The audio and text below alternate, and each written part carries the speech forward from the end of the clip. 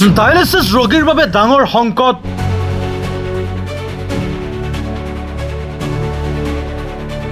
30 জুনৰ পৰা ব্যক্তিগত হাস্পতালত বন্ধ হ'ব পাৰে বিনামূলীয়া সেৱা।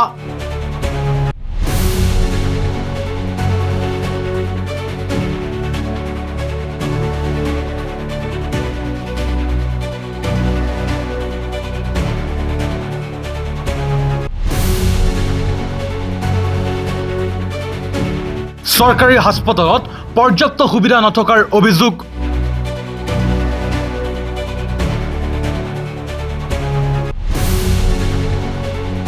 সিদ্ধান্ত বাতিলৰ দাবী, আন্দোলনৰ হুংকাৰ। তাতকৈ ডাঙৰ কথা, আয়ুষ্মান কাৰ্ডৰ জৰিয়তে যিখিনি মানুহে ডায়েলিচিছ কৰাই আছিলে তেওঁলোকক ডায়েলিচিছটো বন্ধ কৰাই দিছে। অসমৰ মুখ্যমন্ত্ৰী, স্বাস্থ্যমন্ত্ৰীয়ে এই বিষয়ৰ ওপৰত গুৰুত্ব দিয়ক, অন্যথা গণতান্ত্ৰিক প্ৰতিবাদ গঢ়ি তোলা হ'ব।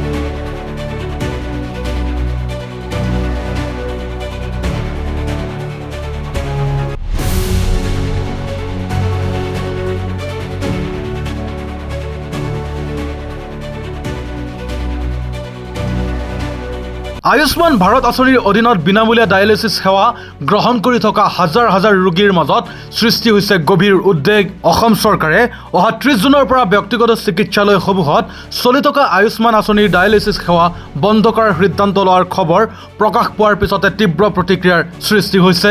ৰোগী আৰু পৰিয়ালবৰ্গৰ অভিযোগ, চৰকাৰী চিকিৎসালয়সমূহত পৰ্যাপ্ত ডায়ালিচিছ মেচিন আৰু সুবিধা নথকাৰ বাবে ব্যক্তিগত চিকিৎসালয়ৰ ওচৰতেই বহু ৰোগী নিৰ্ভৰশীল। এনে পৰিস্থিতিত সেৱা বন্ধ হ'লে বহু ৰোগী সংকটত পৰিব বুলি আশংকা প্ৰকাশ কৰা হৈছে। ইফালে বিভিন্ন দল সংগঠনে চৰকাৰৰ এই সিদ্ধান্তৰ তীব্ৰ বিৰোধিতা কৰিছে।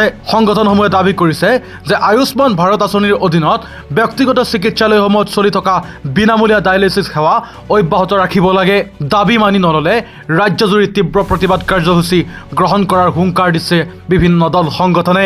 অসমৰ মুখ্যমন্ত্ৰী, স্বাস্থ্যমন্ত্ৰীয়ে এই বিষয়ৰ ওপৰত গুৰুত্ব দিয়ক, অন্যথা গণতান্ত্ৰিক প্ৰতিবাদ গঢ়ি তোলা হ'ব। আমাৰ যিখন ৰজাবাৰীত চুকাফা মাল্টি স্পেচিয়েল হস্পিটেল আছে, তাত ডায়েলিচিছৰ নামত তেওঁলোকে এটা ডকাইত সৃষ্টি কৰি আছে। আৰু এই ডকাইতসকলে আজি যদি তেওঁলোকৰ আয়ুষ্মান কাৰ্ড যোগেদি যদি ডায়েলিচিছ কৰিবলৈ তেওঁলোকে আহে, বিনামূলীয়াকৈ কৰি আছে যদিও কিন্তু তেওঁলোকক হাৰাশাস্তি কৰি আছে। আজি সেই চুকাফা মাল্টি স্পেচিয়েল হস্পিটেল চাওক, এই চৰকাৰখনে অসমীয়া মানুহক হত্যা কৰাৰ যে ঠিকা লৈছে, সেই কথাটো ইতিমধ্যে স্পষ্ট হৈ পৰিছে।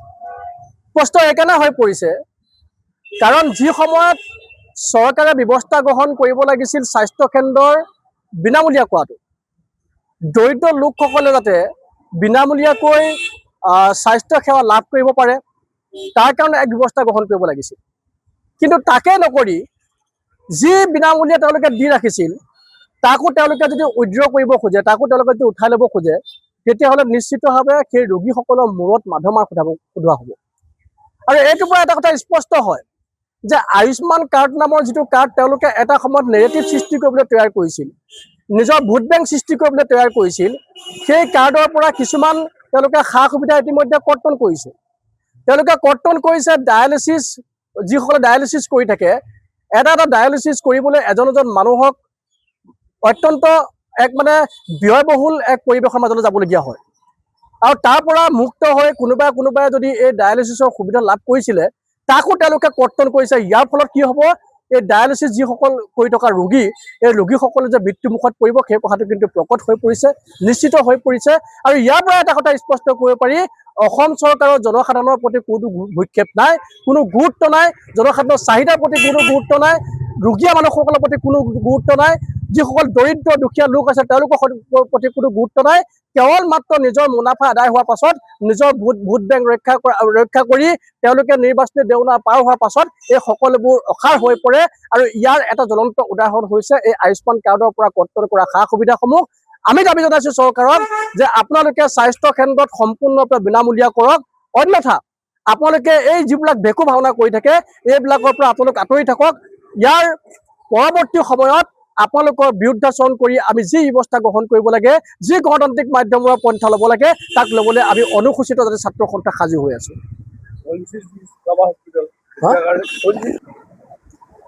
আৰু লগতে সমান্তৰালকৈ আৰু এটা কথা ক'ব খুজিছোঁ যে ONGC যিখন চুকাফা হস্পিটেল বুলি কয়, যিখন ডিমৌত আছে সেই হস্পিটেলখন দুখীয়া মানুহৰ কাৰণে আচলতে উচৰ্গা কৰা হৈছিল বুলি এটা সময়ত ঘোষণা কৰা হৈছিল কিন্তু দুখীয়া মানুহক উচৰ্গা কৰা যিখন হস্পিটেল সেই হস্পিটেলখনত বৰ্তমান সময়ত দুখীয়া মানুহক আচলতে লুণ্ঠন কৰাৰ এক মানে পৰিৱেশৰ মাজলৈ গতি কৰিছে আৰু সেই হস্পিটেলখনত এই আয়ুষ্মান কাৰ্ডৰ যিবিলাক সা সুবিধা এই সা সুবিধাসমূহ কৰ্তন কৰা কথাটোৱে এই কথাটো ইতিমধ্যে স্পষ্ট কৰি তুলিছে মুঠৰ ওপৰত এনেধৰণৰ কাৰ্য কেতিয়াও গ্ৰহণ কৰিব নোৱাৰি আৰু এনেধৰণৰ কাৰ্য বিৰোধিতা কৰিবৰ কাৰণে সমগ্ৰ অসমবাসী ৰাইজ সাজু হ'ব আৰু এই চৰকাৰখনক উচিত প্ৰত্যুত্তৰ দিবলৈ সাজু হ'ব পুৰস্কাৰ দিয়ে পুঁজিপতি পুঁজিপতি সংস্থাসমূহক আৰু সাধাৰণ ৰাইজক এনেধৰণে তিৰস্কাৰ কৰে গতিকে আমি অনুৰোধ জনাইছো এই সিদ্ধান্ত বাতিল কৰক চৰকাৰী মাধ্যমৰ চৰকাৰী খণ্ডৰ চিকিৎসালয়বিলাকত পৰ্যাপ্ত আন্তঃগাঁথনি উন্নয়ন কৰি এই ধৰণৰ সিদ্ধান্ত ল'বলৈ অনুৰোধ জনাইছো প্ৰাইভেট হস্পিটেলত যি dialysis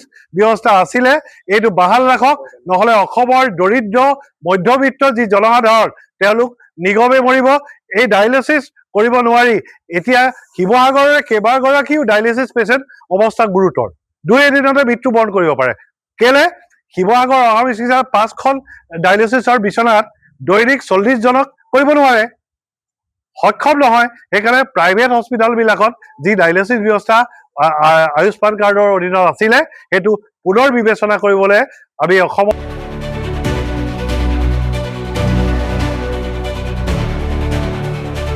Bureau Report, Such the Reality.